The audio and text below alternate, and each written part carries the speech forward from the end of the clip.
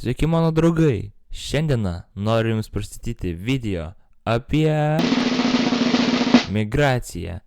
Šiandieną jums papasakosiu netikrą istoriją apie Tomą ir jo migraciją į Angliją.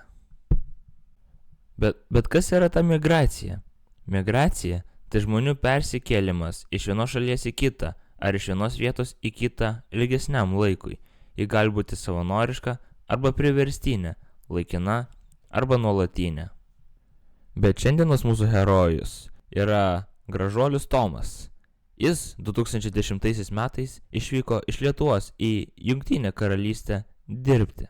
Tomo migracija buvo tarptautinė, nes jis išvyko į kitą valstybę. Be to ji buvo ekonominė, nes jis išvyko dėl darbo ir didesnio atlyginimo. Migracijos kryptis buvo iš Lietuvos į Jungtinę karalystę, tai yra iš rytų Europos į vakarų Europą.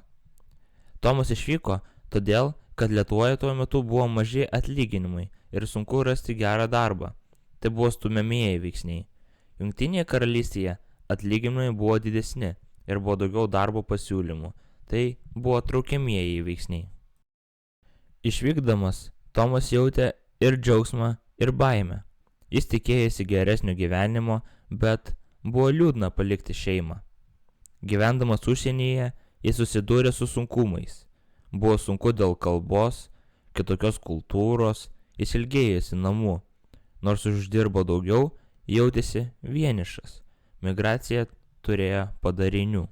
Lietuvai sumažėjo gyventojų skaičius, trūko darbuotojų, Jungtinė karalystė gavo daugiau darbo jėgos ir tai buvo naudinga ekonomikai. Po 10 metų Tomas nusprendė grįžti į Lietuvą.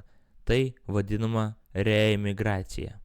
Jis grįžo todėl, kad norėjo būti arčiau šeimos ir kad jo vaikai augtų Lietuvoje. Grįždamas, jis jautė džiaugsmą, bet ir nerimą. Ar pavyks vėl pritapti?